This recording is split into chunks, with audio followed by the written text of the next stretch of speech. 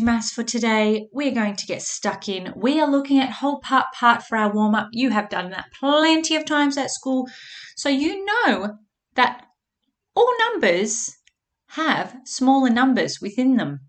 Okay, and knowing these combinations helps us become efficient mathematicians. So we can see we've got a bar diagram and a cherry diagram here, and we've got some blocks. And we know that our wholes are always made up of two smaller parts, two smaller numbers. So number block shows this really well. I'm going to play this clip for you now so you can have a little look how little numbers sit within other numbers. 2 is a part of me, and 2 is a part of me, and the whole of me is 4. What? I'm 2, and I'm a part. I'm 2, and I'm a part. And the whole of me is 4. I'm a square, look. 4 sides, 4 corners. I'm number 5. I am alive. I've got 5 blocks to play with, and the whole of me is 5. 1, 2, 3, 4, 5. 1 is a part of me, and 4 is a part of me, and the whole of me is 5. Watch. I'm 4, and I'm a part. I'm 1, and I'm a part. And the whole of me is 5. But now I feel alive, going into overdrive. 2 is a part of me, and 3 is a part of me, and the whole of me is 5. Watch! I'm 3, and I'm a part. I'm 2, and I'm a part. And the whole of me is 5. High five! Making friends is easy when you can come apart. Splitting up is not so hard, it won't break your heart. So when we fall to pieces, we haven't lost control. A whole is made of all its parts, and the parts they make a whole. Just remember that. 1 is a part of me, and 1 is a part of me. 1 is a part of me, and 2 is a part of me. 1 is a part of me, and 3 is a part of me. 2 is a part of me, and 2 is a part of me. 1 is a part of me, and 4 is a part of me. 2 is a part of me, and 3 is a part of me. And the whole of me is 1, 2, 3, 4, 5. Okay, so you can see that within even little numbers, there are smaller numbers, and that applies also to big numbers. And when we know this and we can work it out efficiently, then it makes us 2 great is a part. mathematicians. Okay, so looking at a cherry diagram, you know, a little couple of cherries, that's why it's called a cherry diagram. We have our whole and our part, and I can see my number here. My whole is 14, and I have a part of 1, 2, 3, 4, 5. You might have just seen 5. Well done if you did. I need to work out how many the other part is, and I can do that with addition or subtraction. Okay, I can work out that 5 plus something will give me my whole of 14.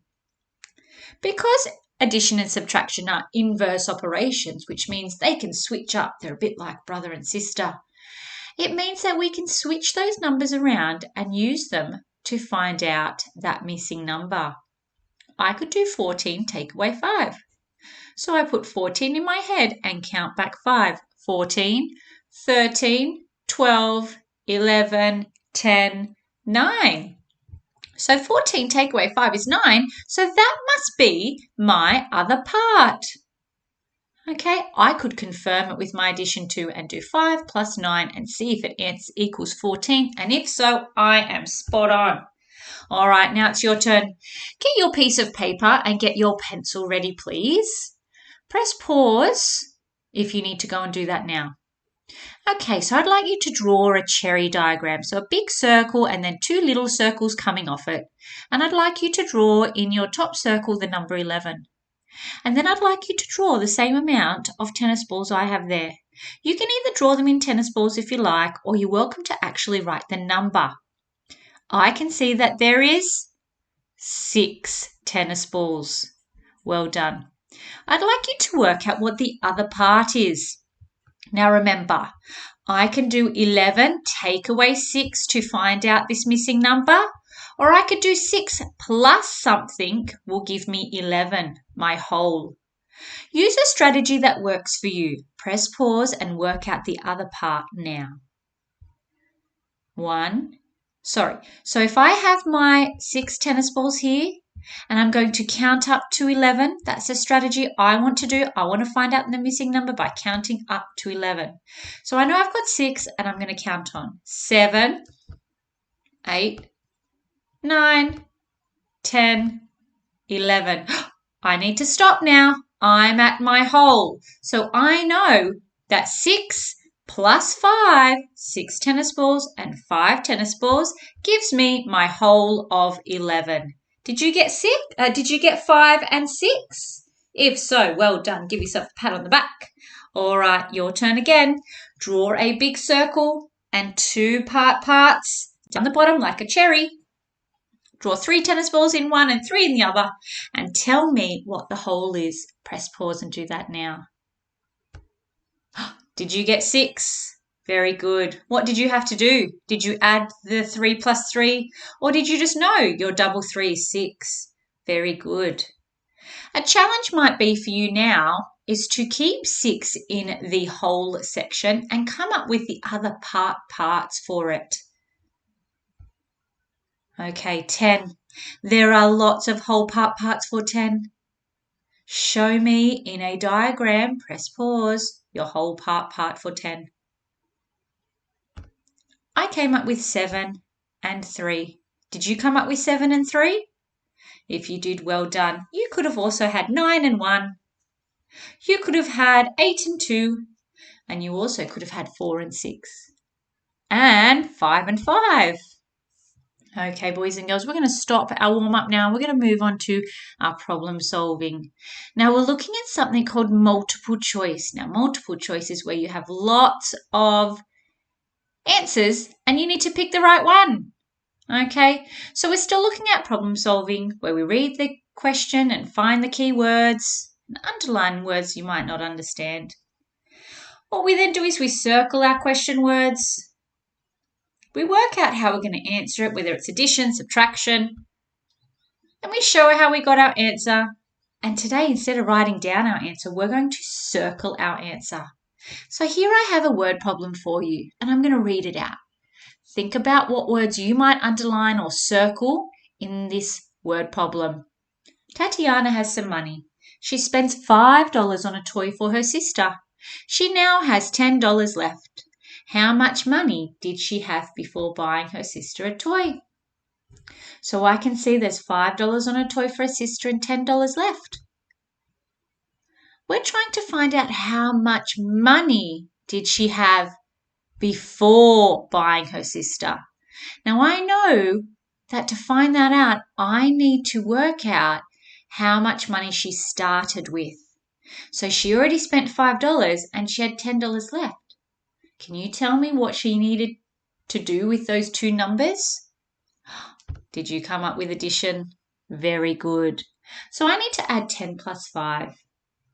And I know that 10 plus 5 is 15. Or I might have to count on putting 10 in my head and counting on 10, 11, 12, 13, 14, 15. Okay. Now the multiple choice part. You may see this type of thing on Study Ladder, where you have to click the correct answer. Here we're going to circle it. So answer A is $5. No, that's not right. Answer B is $15. That is the one we came up with in our working out. So I'm going to put a big circle. I don't need to check C or D because I know my answer is 15. Okay, the next one. Another multiple choice problem solve. Josiah and his brothers picked a bucket of strawberries. They ate 12 strawberries. There are 8 left over. So I know that there are 12 in their bellies and there are 8 still in the bucket. Let's have a think about what the question wants us to do. It wants us to work out how many strawberries they picked. So having a think, what is that question asking us to do? It's telling us how many strawberries there were all together that they picked. I need to do another addition. Yes, I need to do 12 that they ate and 8 that were left over. I need to add them. Okay, and I might start on 12 and jump up 8 spots, or I might just know that 12 and 8 are a combination, a whole part of 20. I now need to go over to my multiple choice and circle the right one.